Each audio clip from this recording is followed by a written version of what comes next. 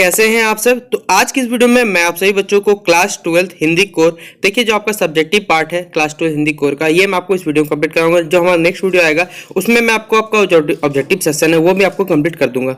तो आप सभी बच्चे वीडियो के लास्ट तक बने रहे। इसी तरह आपको सारे के सारे मॉडल सेट के सोल्यूशन हमारे चैनल पर मिल जाएंगे। तो आप सभी बच्चे चैनल को सब्सक्राइब करके बेल आइकन पर क्लिक कर लीजिएगा ताकि हर अपडेट आपको हमारे चैनल पर मिलते रहे। तो चलिए वीडियो को हम लोग शुरू करते हैं। देखिए सबसे पहले 1.5 घंटे का समय मिलने वाला है, टोटल मार्क्स 40 मिलने वाले हैं। सभी क्वेश्चन देखिए अनिवार्य यहाँ पर ये नहीं कि आपको इस क्वेश्चन छोड़ देना है। प्रश्नों की कुल संख्या देखिए आपको 8 दी गई और बोला गया कि आप अपने हिसाब से जवाब लिख सकते हैं। ठीक है, यहाँ पर देखिए लिखा हुआ चरित्र क्या बने, कैरेक्टर क्या बने, लिखा हुआ है कि चरित्र क्या है जीवन की सबसे बड़ी संपत्ति। इसी के बारे में देखिए आपको पद्यांश दिया गया है और यहाँ से आपको कुछ जुड़े हुए सवाल पूछे जैसे चरित्र क्या है। तो सीधा बात है, चरित्र जीवन रूपी मार्ग को बाधाओं को दूर कर मनुष्य को सफलता के शिखर पर पहुंचा देने वाला चीज है। ये चरित्रवान व्यक्ति क्या करता है, समाज में आदर पाता है। तो आप इसको अपने हिसाब से लिखते हैं, चरित्र क्या है जीवन की सबसे बड़ी संपत्ति चाहे तो लिख सकते हैं, या फिर आप यहाँ से इसे यहाँ तक भी लिख सकते हैं। दोनों ही यहाँ पर बातें सत्य हो सकती है। फिर देखिए चरित्र जीवन की स्थायी संपत्ति कैसे, तो यहाँ पर पढ़ सकते हैं चरित्र स्थायी संपत्ति है, यह धन दौलत के समान क्या है, चलायमान नहीं है। चरित्र का प्रभाव देखिए सीधे मन पर पड़ता है जो स्थायी होता है। तो आप यहाँ से लेकर इसे यहाँ तक लिख सकते क्वेश्चन नंबर 2 को। और चरित्रवान व्यक्ति क्या पाता है देखिए यहाँ पर, तो आपको यहाँ पर देखिए सीधा सीधे चरित्रवान व्यक्ति ही समाज में क्या पाता है, आदर पाता है। तो ये क्वेश्चन नंबर हमारा ग का आंसर हो गया। तो क ख ग आपको यहीं से जवाब मिल जाएगा। फिर अगला सवाल है देखिए हमारे पास यहाँ पर आपको क्वेश्चन नंबर 2 में 4 सवाल दिए गए। 4 सवाल देखिए जिनमें एक आपको क्या करना है, निबंध लिखना है, युवा पीढ़ी और देश का भविष्य। फिर अगला है जो हो उससे बेहतर चाहिए, उस पर निबंध लिखना है। ख नंबर में अपने क्षेत्र में मच्छरों के बढ़ते प्रकोप में देखिए डेंगू जो फैल रहा है उसके बारे में देखा दैनिक संपादक पत्र को क्या लिखना है, एक पत्र लिखना है। फिर समाचार लेखन से आप क्या समझते हैं, इसकी क्या विशेषताएं। और घ नंबर हमारे पास दुर्घटनाग्रस्त हो जाने पर अवकाश से तो आपको क्या करना है, प्रधानाचार्य को क्या करना है, आवेदन पत्र लिखना है। तो क्वेश्चन नंबर 2 में देखिए 4 सवाल दिए गए, 4 में आपको किन्हीं 2 का जवाब देना है। इसमें कुछ में आपको कोई एक लिखना है और इन तीनों में से कोई आपको एक लिखना है, याद रखिएगा। तो चलिए आइए मैं और 1 नंबर पे देखिए 5 नंबर मिलने, एक सवाल बनाइए तो 5 नंबर, 2 सवाल बनाइए 10 नंबर आपको मिलने वाले हैं। चलिए आइए मैं आपको 4 को जवाब बताता हूँ, आपको जो अच्छा लगे आप लोग याद कर सकते हैं। देखिए ये निबंध मैंने आप सभी बच्चों के लिए लिखा हुआ है कि युवा पीढ़ी और देश का भविष्य क्या करता है, एक दूसरे पर निर्भर करता है। किसी भी देश में देखिए अगर युवाओं की संख्या ज्यादा है तो उस देश का विकास भी तेजी से हो सकता है, क्योंकि युवा पीढ़ी देश का विकास कर सकती है। हमारा देश कुछ मामलों में और कुछ देशों से आगे है, तो इससे सबसे बड़ा योगदान हमारी युवा पीढ़ी का। लेकिन कुछ क्षेत्रों में हमारा देश पीछे रह जाता है, तो कहीं ना कहीं इसमें युवा पीढ़ी भी जिम्मेदार है। हमारे देश में युवा काफी संख्या में, लेकिन युवा पीढ़ी हमारे देश का भविष्य हो सकती है। और इसी संबंधी देखिए यहाँ पर इतना बड़ा आप सही बच्चों को क्या करना है, मिनिमम देखिए जब भी निबंध लिखने में तो कम से कम ट्राई करिए 150 से ऊपर वर्ड का लिखने का 5 नंबर दिया जा रहा है, तो आपको कम से कम अपने हिसाब से 150 से ऊपर वर्ड लिखना है। तो ये आप देख के यहाँ से लिख सकते हैं, अपने अपने एग्जाम में इसको चाहे तो लिख सकते हैं, या फिर अपने हिसाब से बना के आप इसको सजा के लिख सकते हैं, जैसा आपको मन करे आप लिख सकते हैं। ठीक है, तो ये युवा पीढ़ी और देश के भविष्य। हमारा अगला प्रश्न था कि अपने क्षेत्र में देखिए मच्छरों के बढ़ते प्रकोप से जो डेंगू फैल रहा है, ठीक है, इसको हमको क्या करना है, इसका निपटारा करते हुए क्या करना है, दैनिक समाचार पत्र जो उनको एक पत्र लिखना है और उनको इसके बारे में जागरूक करना है कि सरकार को बताया जाए इस बारे में।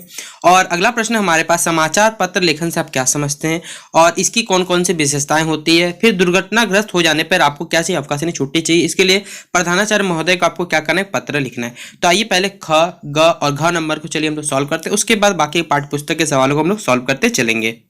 तो देखिए सबसे पहले आपको क्या करना है, यहाँ पर एड्रेस लगाना है। एड्रेस लिख दीजिएगा आप जहाँ भी जिस भी क्षेत्र से बिलोंग करते हैं। फिर लिख दीजिए संपादक दैनिक जागरण सिकंदराबाद मान के चलते जगह का नाम है। ठीक है, महोदय सविनय निवेदन यह है कि मैं हिंद क्षेत्र का निवासी हूँ। इस पत्र के द्वारा मैं आपका ध्यान अपनी समस्याओं जो स्वास्थ्य समस्या उनकी ओर ध्यान आकृष्ट करना चाहता हूँ कि हमारे क्षेत्र में जो डेंगू है वो काफी प्रबल रूप से बढ़ रहा है, जिस कारण देखिए अस्पतालों में मरीजों की संख्या लगातार बढ़ती जा रही है।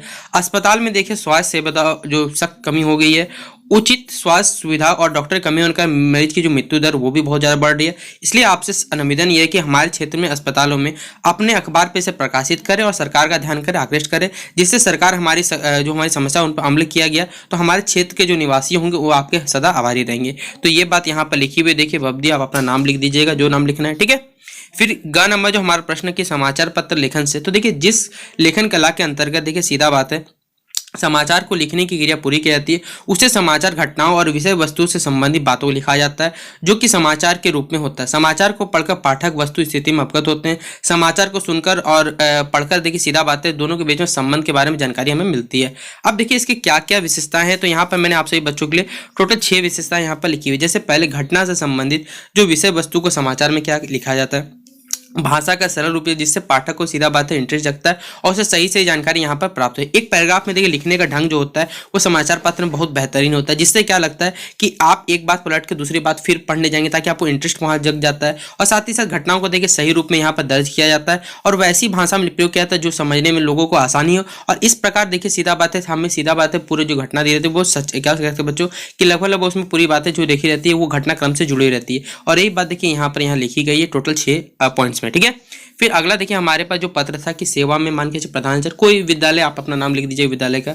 महोदय सविनय निवेदन ये है कि कल विद्यालय से लौटते हुए मेरे साइकिल एक टेम्पो से टकरा गई थी, जिसके कारण देखिए क्या वो मेरे पैर की हड्डी टूट गई तथा दोनों हाथ घायल हो गए, इसलिए अभी चलने फिरने में असमर्थ। तो डॉक्टर ने मुझे 2 सप्ताह विश्राम लेने प्रयत्न दिया। 3 दिन बाद से हमारी अर्धवार्षिक परीक्षा शुरू हो रही है जिसमें मैं सम्मिलित नहीं हो पाऊंगा, अतः आपसे नम्र निवेदन है कि आप मुझे 2 सप्ताह की छुट्टी देने प्रदान करें और इसके लिए मैं आपका सदा आभारी रहूंगा। आपका आज्ञाकारी छात्र। आप अपना नीचे यहाँ नाम रख दीजिएगा। ठीक है, तो ये हमारा होता है कंप्लीट क्वेश्चन नंबर घ तक। अब आइए क्वेश्चन नंबर 3 के सवाल को हम देखते हैं, फिर एक एक करके सभी सवाल को सॉल्व करते चलेंगे।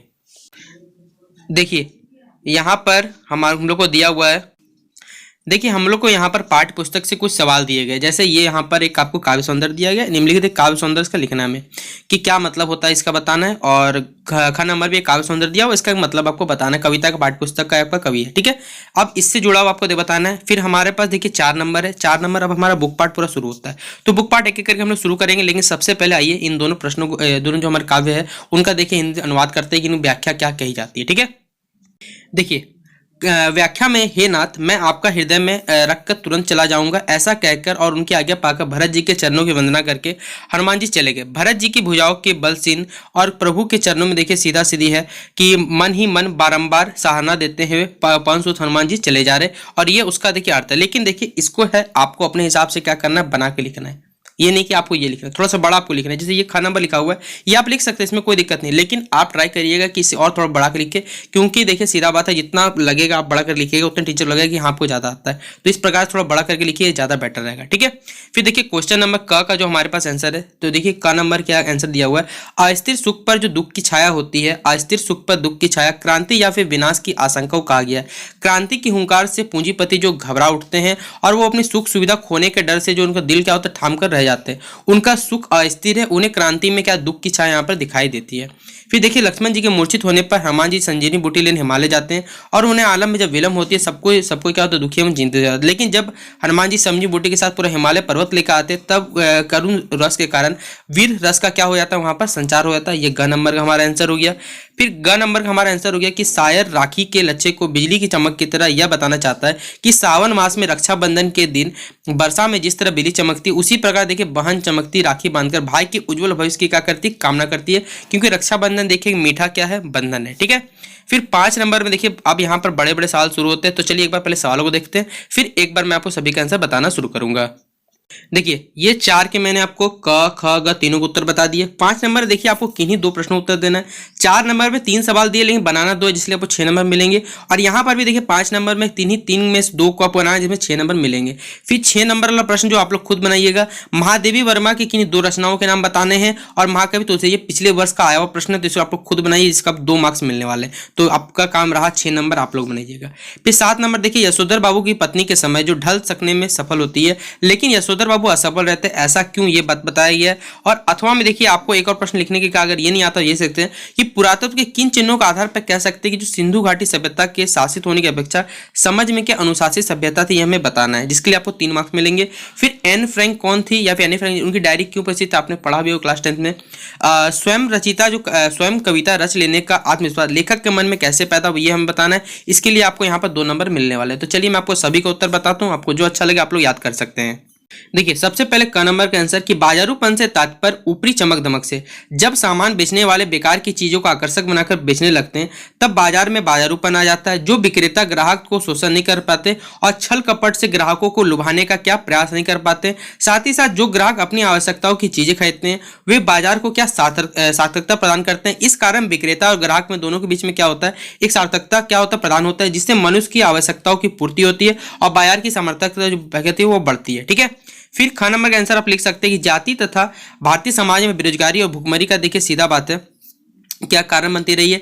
जब समाज किसी भी व्यक्ति को जाति के आधार पर किसी एक पेशे में बांध देता है, जैसे किसी मान के जैसे कोई एक आदमी है जिस जाति उसी काम को करेगा, तो इसके लिए क्या होता है? अपर्याप्त होता है। उनके समान भुखमरी की स्थिति क्या खड़ी हो जाती है? जब जाति प्रथा के बंधन के कारण मनुष्यों को अपना पेशा बदलने की स्वतंत्रता नहीं होती थी, तब भला उनके समान भूखे बनने के अलावा क्या चारा रह जाता था? भारतीय समाज हमारा पैतृक पैसा अपनाने पर ही जोर देता है, और भले इस पैसे में वो परंपरागत ना हो, लेकिन इस प्रकार पैसा परिवर्तन की अनुमति ना देकर जाति प्रथा भारत में क्या बेरोजगारी के प्रमुख कारण प्रत्यक्ष या अप्रत्यक्ष रूप से बनती रही है हमेशा। ठीक है, फिर ग नंबर का आप आंसर लिख सकते हैं, महामारी फैलने के बाद गांव में सूर्योदय होता है। ठीक है, कि लोग काकते काकते कराते अपने घरों से निकलकर अपने पड़ोसी और आत्मियों की ढांस देते हैं। वे बचे हुए लोगों को रोककर दुखी न होने को कहते हैं। फिर सूर्यास्त जैसे ही होता है अपनी अपनी झोपड़ी में घुस जाते हैं, चुनी करते हैं, तब उनके बोलने की स्थिति भी जा चुकी होती है। ये हमारा पूरा 5 नंबर कंप्लीट होता है। 6 नंबर के सवाल को आपको अपने से लिखना है। और 7 नंबर यशोधर बाबू का देखिए प्रश्न का मैंने यहाँ उत्तर लिख दिया आप सभी बच्चों के लिए कि यशोधर बाबू बचपन से ही माता पिता के देहांत हो जाने की वजह से जिम्मेदारियों के बोझ से लद गए थे। वे सदैव पुराने लोगों के बीच रहे, अतः पले बड़े और उन परंपराओं को छोड़ नहीं सकते थे। यशोधर बाबू अपने आदर्श किस नजर से अधिक प्रभावित थे और आधुनिक परिवेश में बदलते हुए जीवन मूल्यों और संस्कारों के विरुद्ध, जबकि उनकी पत्नी अपने बच्चों के साथ हमेशा खड़ी दिखाई देती थी। वह अपने बच्चों को आधुनिक दृष्टिकोण से प्रभावित थी। वे बेटे के कहने अनुसार नए कपड़े पहनती थी और बेटे के किसी मामले में दखल नहीं देती। यशोधर बाबू की जो पत्नी थी, पत्नी के समय परिवर्तित होते, लेकिन यशोधर बाबू कहते हैं वो भी पुराने सीधा बातें संस्कारों और परंपराओं से वो पूरी तरह चिपके हुए थे। ये यशोधर बाबू का कैरेक्टर था। ठीक है, अब यहीं पर देखिए हमारे पास जो अथवा वाला प्रश्न था उसका आंसर यहाँ लिखा हुआ है कि मोहनजोदड़ो देखिए सीधे बात ऐसे सभ्यता या सिंधु घाटी सभ्यता जो सबसे पहली विकसित सभ्यता कही जाती है। ऐसे कहे जाने का मतलब इस नगर की व्यवस्था थी, इस नगर की व्यवस्था बेजोड़ थी। यह अब तक मिली सबसे विकसित सभ्यता इसी कारण से कही जाती है। यहाँ पर पानी के निकासन की व्यवस्था जो सबसे ऊपर थी, स्नानागार थे, बड़े बड़े सामूहिक पूजा स्थल, बहुत बड़े उत्तम सलीके बने थे। घर की व्यवस्था तो इतने अद्भुत थे कह नहीं सकते। बड़े बड़े सड़कें, आजकल हम जो रोड देखते हैं उससे बड़े बहुत अच्छे रोड थे। प्रॉपर नाली की देखिए व्यवस्था थी। घर तथा ईंटें पक्का मकान के बने हुए थे। ये सारी की सारी व्यवस्था वहां पर की भी थी। यहाँ पर जो कह सकते खुदाई के दौरान गहने मिले, हमें बहुत सारा चीज का प्रमाण है, लेकिन युद्ध में प्रयोग होने हथियार यहाँ पर नहीं पाए गए, जो इस बात का प्रमाण देते हैं कि ये लोग सीधा बात है शासित होने के साथ साथ अनुशासित सभ्यता थी। ये हमें बताता है ये सीधा। ठीक है, फिर अगला क्वेश्चन देखिए हमारे पास एनी फ्रैंक वाला है कि एन फ्रैंक हॉलैंड की एक यहूदी परिवार की 13 वर्षीय बालिका था। उनका यहूदी परिवार को गुप्त आवास में 2 वर्ष छिपकर बिताने पड़े थे। इस कारण एन को अकल्पनीय यातना सहनी हुई, इसलिए उन्हें क्या किया था, अपने अनुभव को एक डायरी में लिखा था। यह डायरी जाकर बहुत प्रसिद्ध हुआ। इन डायरी में एन का जो व्यक्तिगत जीवन ही नहीं पूरा सीधा बात है 60 लाख यहूदियों पर जो जुल्म ढाया गया था उसकी बात यहाँ पर लिखी गई है। उनकी डायरी 60 लाख लोगों की तरफ से बोलने वाली आवाज है। दूसरे विश्व युद्ध में हिटलर ने यहूदियों को जिस तरह भूमिगत जीवन जीने के लिए विवश किया, उसी का सजीव एवं मार्मिक चित्रण इस डायरी में यहाँ पर किया गया है। और इस डायरी में देखिए वही 60 लाख लोगों के बारे में चित्रण किया गया कि लोग किस तरह करके जीते थे, और ये डायरी बहुत जाके फेमस हुई। ये थी एनी फ्रैंक की कहानी। फिर अथवा वाला क्वेश्चन जो हमारे पास उसका आंसर यहाँ कि लेखक आरंभ में कविता का उच्चारण उन अंदाज में करता है, धीरे धीरे वो कविताओं को दूसरे रूप में क्या करता है, आरंभ करता है। लेकिन इस तरह जब वो प्रवीणता हासिल कर लेता है तो वो स्वयं कविता रचना आरंभ कर देता है। पहले वो तुकबंदी करता है, परंतु अभ्यास करते हुए वो स्वयं एक अच्छा कवि बन जाता है। आरंभ में स्वतंत्र उनकी प्रतिभा को निखारने के लिए उनकी सहायता करते हैं। वह नायक को उस समय के कवियों के बारे में बताता है जिनसे लेखक के मन में कवियों के प्रति संदेह समाप्त हो जाता है, उनका आत्मविश्वास बढ़ता है। इस प्रकार लेखक सीधा बातें कविता रच लेने के बाद उनके मन में जो आत्मविश्वास पैदा हो जाता है। ये इसका आंसर था, और ये हमारा पूरी मॉडल सेट सब्जेक्टिव वाला क्लास 12 हिंदी कोर का कंप्लीट होता है। तो कैसा लगा वीडियो आपको कमेंट बॉक्स में बताना। अगर वीडियो दिल से पसंद आया तो वीडियो को लाइक करके अपने दोस्तों को आपको शेयर जरूर कर देना है। ठीक है, और इसी तरह आपको सारे के सारे मॉडल सेट मिलेंगे। कमेंट बॉक्स में बताना है कि आपको कौन सा मॉडल सेट पे सबसे पहले चाहिए। ठीक है, तो चलिए मिलते हैं अपने नेक्स्ट वीडियो पे, तब तक के लिए जय हिंद जय भारत दोस्तों।